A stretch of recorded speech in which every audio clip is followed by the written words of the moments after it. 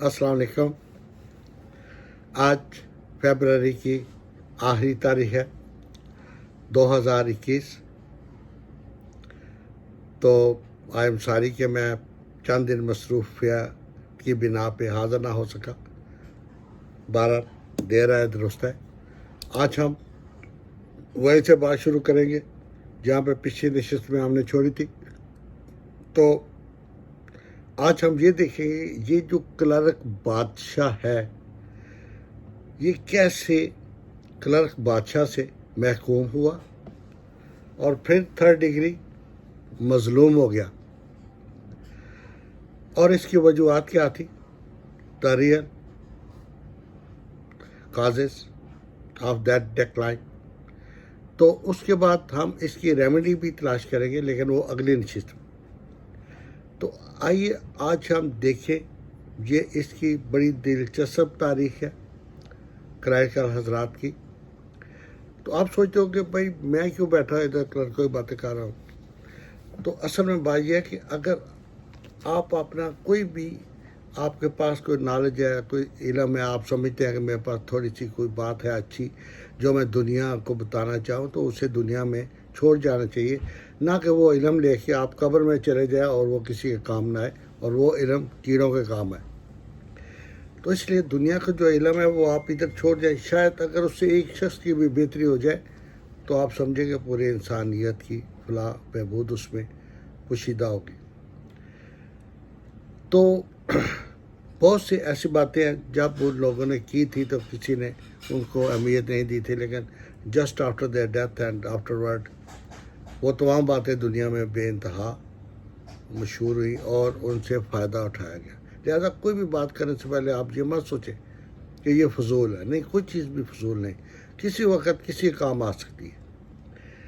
तो अब ये मेरे भाई के जब अयूब खान साहब ने पाकिस्तान में मार्शल लगाया तो एट दैट टाइम जो भी हमारी हाई कोर्ट सुप्रीम कोर्ट के जस्टिस थे उन्होंने उसे नज़रिया ज़रूरत के तहत उस मार्शल लॉ को जायज़ करार दिया, और ये पाकिस्तान में पहली दफ़ा वाकई उस वक्त मार्शल लॉ की ज़रूरत थी, एक डिक्टेटर की ज़रूरत थी, और अल्लाह पाक ने ऐसा शख्स मुंतखब किया था जिससे पाकिस्तान की तरक्की में बहुत अहम किरदार अदा किया।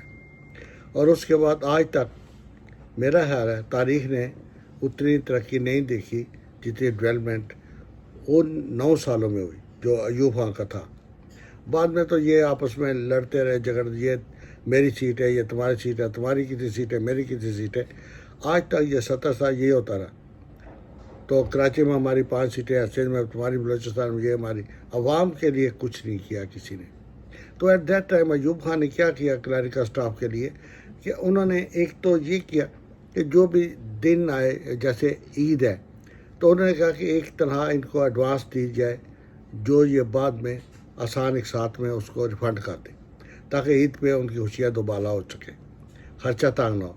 फिर उन्होंने कहा कि 3 साल बाद इनको एक इजाफी तनख्वाह दी जाए विद वकेशन ऑफ 1 मंथ, कि 1 माह की छुट्टी के साथ इनको एक तनख्वाह रिक्रिएशन पे उसे कहते थे वो दी जाए, ताकि ये लोग अपने अपने बाल बच्चों में 1 माह रह के ज़िंदगी के अच्छे दिन गुजार सके, या किसी रिश्तेदार के घर, बहन भाई के घर जाना चाहे तो जाए, या बच्चों के साथ सैर व तफरीह करना चाहे तो करे। That was a good for clerks. ये एक बहुत अच्छा स्टेप था क्लर्क हजरात के लिए। लेकिन रफ्ता रफ्ता जब जय खान साहब आए, फिर भट्टो साहब आए, तो तमाम कल्चर चेंज होता गया।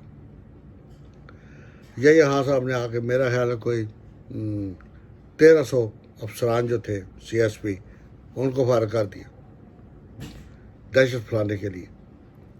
और जब भट्टो साहब आए तो उन्होंने तकरीबन 3-3.5 ये जो अफसरान थे उनको निकाल दिया।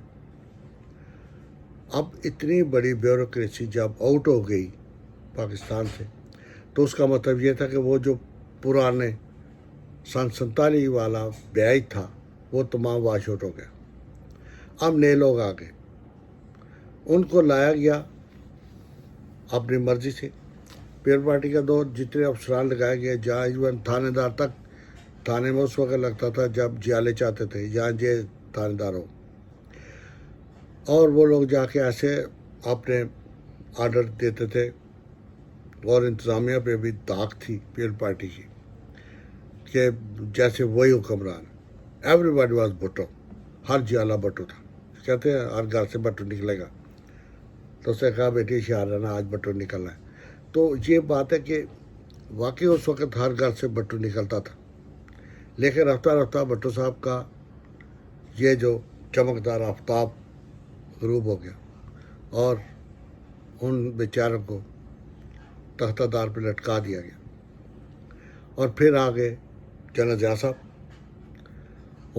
ان کا دھیان کلرکوں کی طرف نہیں تھا. ان کا دھیان یہ تھا کہ افغانستان میں جنگ کیسے لڑی جائے, وہاں اسلحہ کیسے سپلائی کیا جائے. ان کا پورا فوکس ادھر تھا, اپنے ملک پہ نہیں تھا. وہ بھی 12-13 سال عوام کا ضائع کر کے چلے گئے.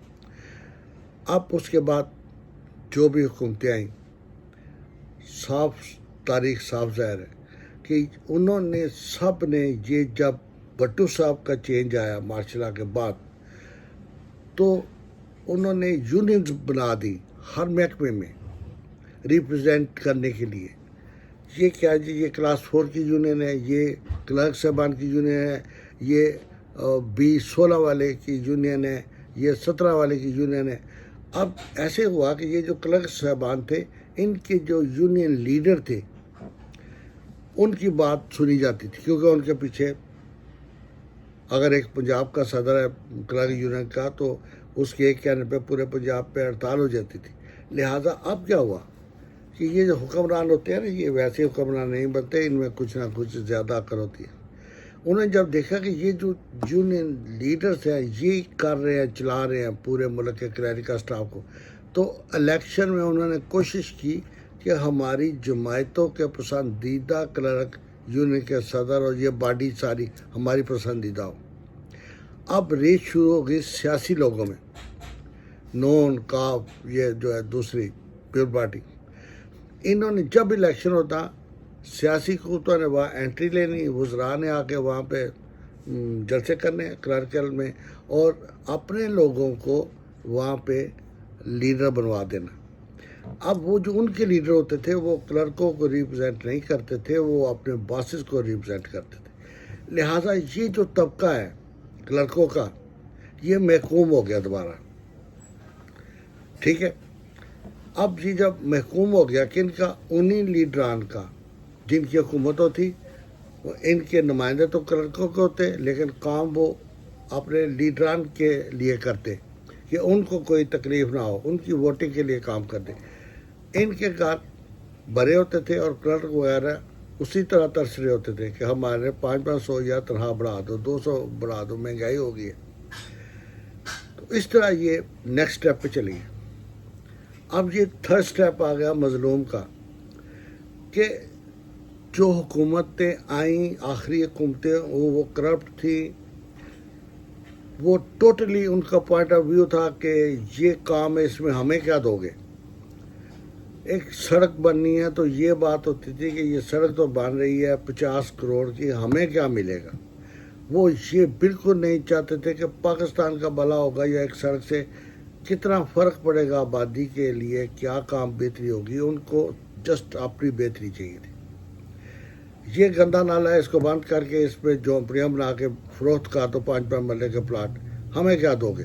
نالا بند, باقی آبادی پانی میں ڈوب گئی. Don't care.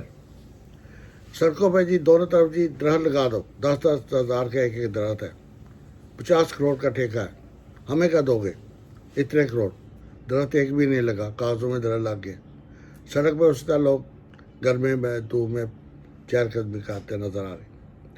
تو یہ جب لوٹ مار کا بازار گرم ہوا تو پاکستان کا سرمایہ فلیڈ اوے, پاکستان کا سرمایہ باہر بیرون ملک چلا گیا. اور یہاں کیا تھا, پاکستان کے چھپے ہوئے اسٹیٹ بینک کے نوٹ, ان کی باہر مارکیٹ میں کوئی ویلیو نہیں تھی. پاکستان کرنسی کو باہر کون جانتا ہے. آپ ڈالر لے کے دبئی جائیں, افغانستان جائیں, جس مرضی ملک میں جائیں, وہاں لوگوں کو پتہ ہے یہ ڈالر ہے. آپ پاکستانی روپیہ لے کے ساتھ انڈیا میں چلے جائیں, وہ نہیں لیں گے. بنگلہ دیش میں جائیں, وہ نہیں لیں گے. تو یہ تو ہے ایک کرنسی کی ویلیو. تو اس طرح پاکستان میں جب کرنسی ڈی ویلیو ہوئی تو مہنگائی بڑھ گئی، لیکن اس کے ساتھ کلیریکل سٹاف کا کوئی ایسی باڈی نہیں تھی جو صحیح ان کو ریپرزینٹ کرتی، کیونکہ یہ جو ان کے تھے بنے ہوئے صدر یا نمائندے وغیرہ وہ تمام سیاسی جماعتوں کے پٹھو تھے. لہذا کلرک جو ہے وہ پہلے کلرک بادشاہ تھا، مظلوم ہوا، اب اس مہنگائی میں وہ محکوم ہو گیا، اس کے ہاتھ اس طرح ہو گئے. ہمیں کچھ تو اگر ایک ٹرک پہ آٹا بانٹا جا رہا ہے تو لائنیں لگی ہوئی ہیں غربت کی، لکیر سے کلرک نیچے ہیں. ان کو نہیں پتہ کہ ریٹائرمنٹ کے بعد ہمارے بچوں کے ساتھ کیا ہوگا، وہ کہاں رہیں گے، ہم کہاں رہیں گے، ہمارا کیا بنے گا، پینشن میں ہم گھر چلا بھی سکتے ہیں یا نہیں، پینشن دیں گے بھی یا نہیں، کچھ پتہ نہیں. تو اس افراتفری کے عالم میں یہ طبقہ بادشاہ سے مظلوم، محکوم اور پھر مظلوم ہو گیا.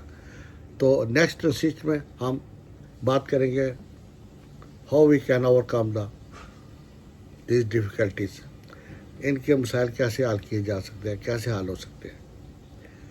تو انشاءاللہ اگلی ملاقات تک کے لیے خدا حافظ. اپنا خیال رکھیں، اپنے بال بچوں کا، اپنے گرد و نواح کا، تمام لوگوں کا خیال رکھیں. پاکستان پائندہ باد، پاکستان زندہ باد.